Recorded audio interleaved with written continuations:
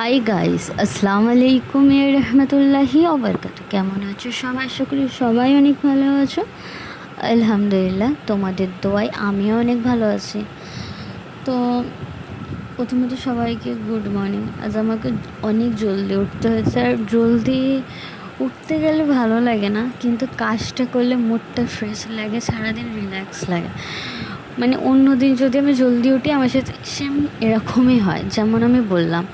But আজকের আমি প্রচণ্ড টায়ার্ড অ্যান্ড ক্লান্ত হয়ে পড়েছি। মানে আমার চোখে ঘুম ঘুম ভাব, ঘুমাতে পারছি না।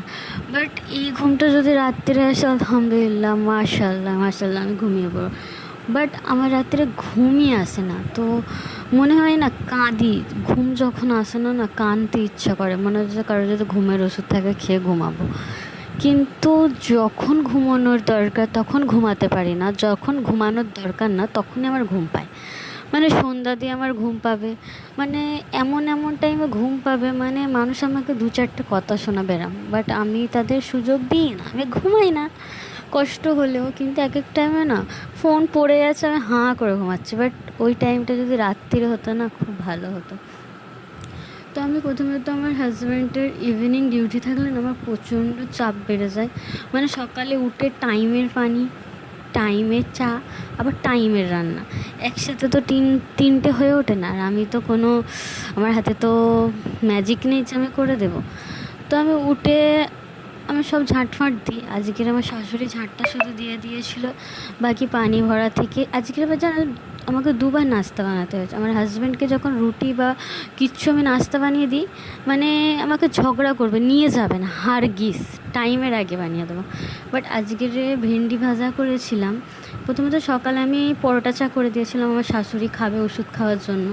তো বেশি করিনি, 4টে করেছিলাম, উনি একটা খেয়েছে, বাকি আমি 2টো খেয়েছি। আর 4টে করেছিলাম, আর একটা রেখে দিয়েছিলাম, সন্ধেবেলা খেয়েছি। তারপর রান্না পানি ফানি ভরে ঘরদোর কিছু রান্নাটা করে নেওয়ার পর ফের আমি কি করেছি, রান্নাটা কমপ্লিট হয়ে যায় তখন ভেন্ডি এনেছে। তো ভেন্ডিটাকে ফের ভাজা করেছি। আমার হাজব্যান্ড খেয়ে ওনার খুব ভালো লেগেছে, বলছে যে ভেন্ডি ভাজা ভাতের থেকে রুটি দিয়ে খেলে বেশি ভালো লাগে। ফের কি মানে আধা ঘন্টা বাকি বা 15 মিনিট বাকি, এরকম কিছু। যখন টাইমের আগে বানিয়ে দিই নিয়ে যেতে চাই না, তখন লেট হয়ে যায়। বাট লেট হয় না, নিয়ে যাবে না বলে। আর এখন আমি ওনাকে বানিয়ে দিতে চাইনি, আমাকে বানিয়ে দিতেই হবে। ফের আমাকে ডবল করে 2বার রুটি বানাতে হয়েছে। ফের গরম পানি করে ছানো, আবার কি এমনি গোল করে খাবে না, চৌকো রুটি খাবে, তেল ভিতরে দিয়ে ফের মুড়ে ফের বানাতে হবে। তো ডবল ডবল আজকে খাটনি হয়েছে। ফের আমি মায়ের বাড়ি